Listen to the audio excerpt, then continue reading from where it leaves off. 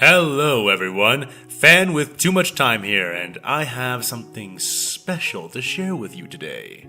Many of you are fans of my Star Wars vs. Warhammer 40k series, and appreciate the writing I can produce for a narrative. But now, I'm inviting you to step a bit closer and test my skills as a game master. It is my profound pleasure to introduce to you my latest campaign setting, the Halden Cradle. Although played in the D&D 5e system, this isn't your typical fantasy setting.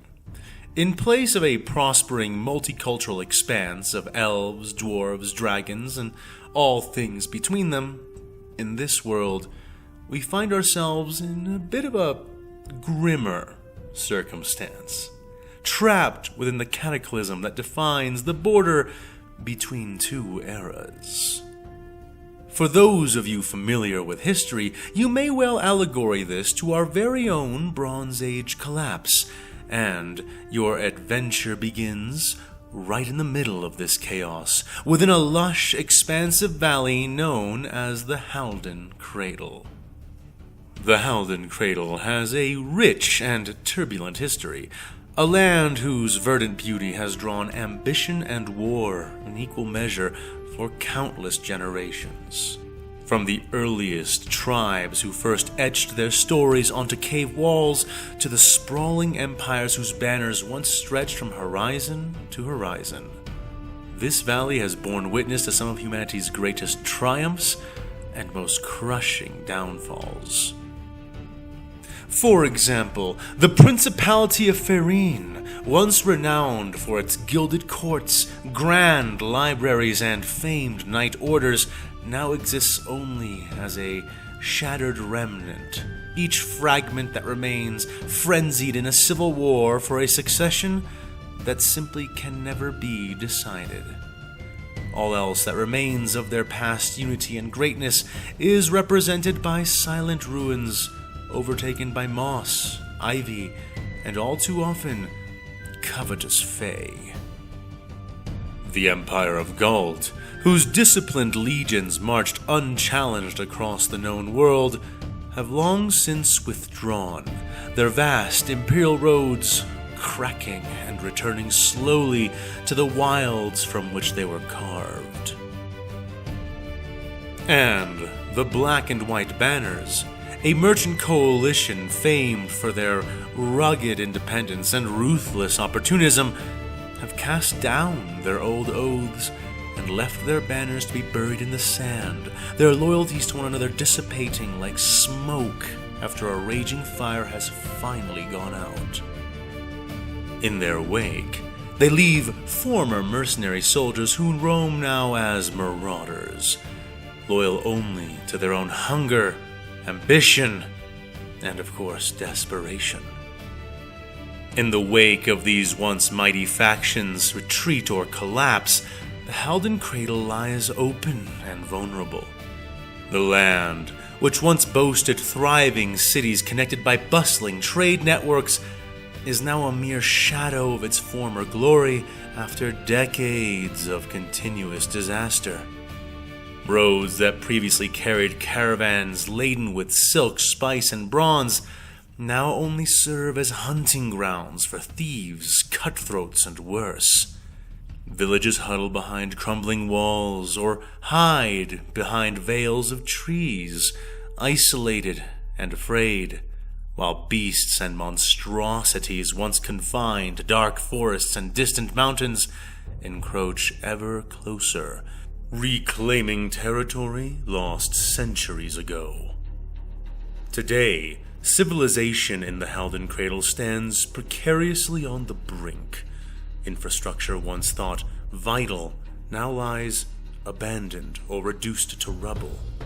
Markets once teeming with merchants, exotic goods, and whispered secrets stand silent save for the call of desperate fishmongers and grain traders, of whom there are less and less each year.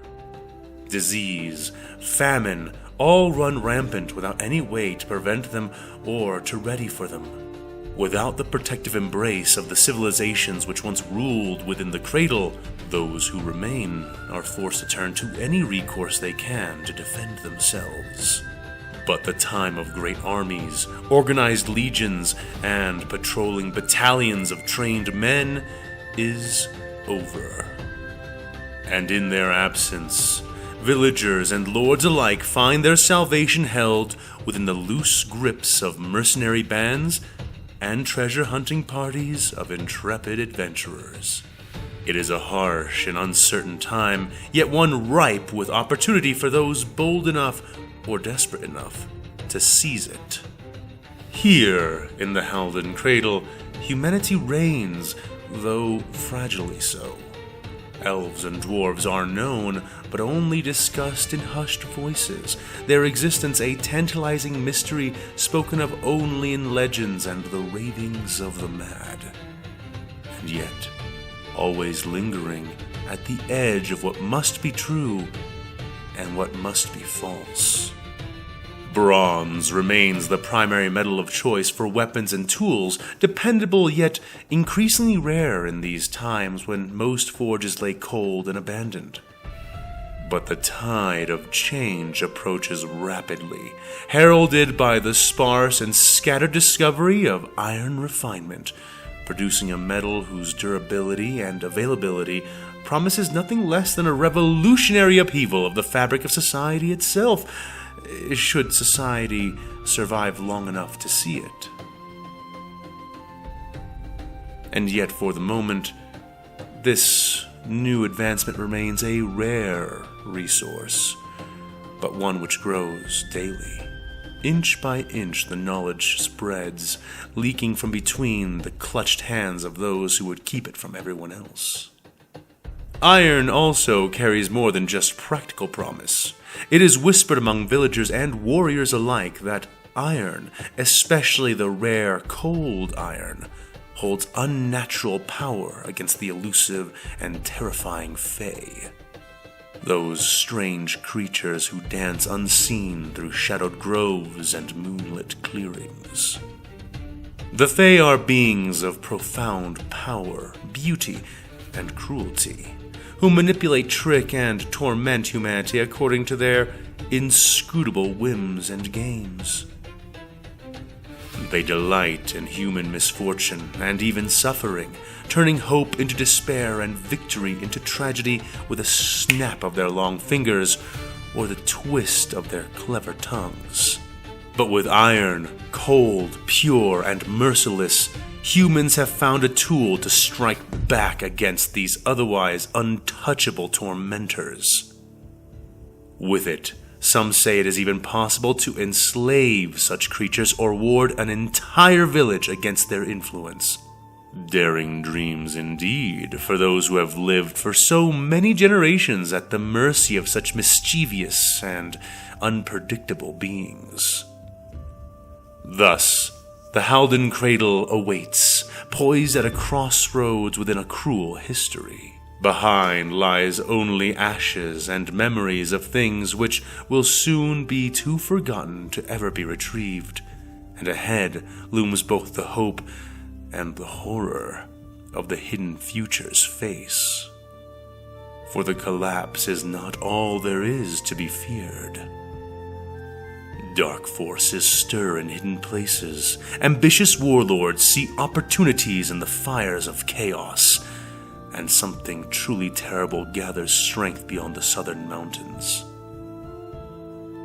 A force whispered of only in nightmarish retellings, squeezed from the lips of those fleeing it, endless in number, relentless in its ferocity. It is only a matter of time before this new foe feels its footfalls upon the valley's grass, and all are made to face the horror which even walls can scarcely stop. Now, more than ever, heroes are needed, men and women brave enough to face dangers both mortal and mystical, cunning enough to navigate a land fraught with ancient perils and new threats, and resilient enough to keep hope alive amid rampant ruin.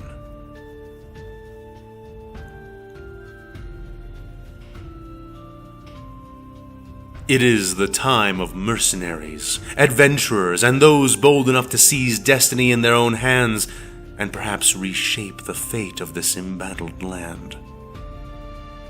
But while iron in the hands that wield it may well shape the future, the powers of the mystic past are still present. Magic exists in this world, but it is not the casual force of other fantasy realms. No, here magic is rare, dangerous, and always exacts a steep price upon any human who dares to wield it. Wizards and artificers are wise, but necessarily frail, spending most of their lives studying forbidden secrets before they can even wield the simplest cantrip. Playing as one means playing as a venerable man or woman, extremely old by the common standards, and thus greatly weakened physically by the ravages of time. Sorcerers need not spend even a single year to learn their magic.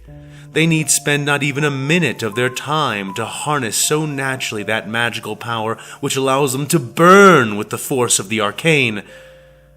But always, the burning must be brief.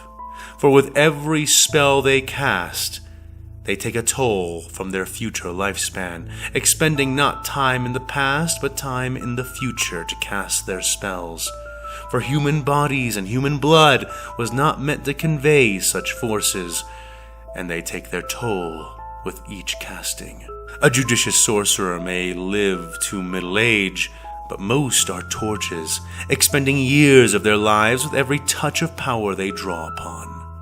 Druids and rangers can tap into the wild powers of nature itself, losing no time in either direction. And yet, what they do lose is debatably far worse. For with each touch upon the power of wild nature, they are gradually transformed, cursed, made into man-beasts, or living streams, or simply rooting to the ground and becoming a rare tree. For those who choose to immerse themselves in such a wild power, they find that they are carried further and further away from their humanity with each spell. Clerics and paladins call upon the powers of their actual gods to aid them, but they also pay a price, twofold in their case. For one, gods are fickle and unpredictable, and since the power comes from them, there have been more than single occasions when a paladin or a cleric becomes a martyr due to the unexplained silence of their god. Further than that, even those the gods truly favor and aid more and more regularly and reliably pay a different price. For to even scrape across the surface of a god's power is to be subject to their blinding light. And that light bleaches away all it touches. Eventually, after repeated uses, a cleric or a paladin will find themselves becoming nothing more than a martyr in waiting, a vessel filled with only the will of their god, and no self-preservation to prevent them from achieving it. And warlocks, they sell their very souls to the dark and demanding patrons that lie behind the threads of so many tragedies, demons, fairies, and worse. They become pawns whose powers always come with strings attached, and those strings do enwreath them. While not losing any years, nor transforming over time, nor even being as unreliable as those who must depend upon unknowable gods, warlocks do pay just a different price, but a weighty price indeed. With their souls in the grasps of inhuman patrons, demands and duties are constant and not up for debate. Such is the power that their patrons hold over them. If a warlock finds they have an ongoing contract, they may well find themselves compelled, even controlled, by their new masters, especially while they sleep. Any who dabble with such powers, even if through a subclass of a different, normally martial class, will find themselves subject to the ultimate rule of magic. There is always a price, and the debt comes due. And with that, I do believe I have given you a sufficient introduction into what this game would entail. By joining this paid campaign, you'll not only get to experience an incredible and immersive role-playing story firsthand, but you'll also be directly supporting me during a challenging financial time. Your participation means more than just joining a game. It helps me continue doing what I love. It helps me continue the stories on my channel and adding more content for everyone to enjoy. Your support really and truly does make a difference, and I'm deeply grateful for anyone interested in playing and helping out. So, if you're ready for an adventure in a land upon the brink, where life can come and go in the blink of a moment, if you're ready to forge your legend, confront harsh realities, and pay the price that fate demands, then the Halden Cradle awaits. Come join me in this unique D&D experience, have an amazing time, and meet new friends. The games will be held on Thursdays from 4 p.m. to 8 p.m. Eastern Standard Time. I only have enough space for 5 players, so act fast, or you might lose your spot.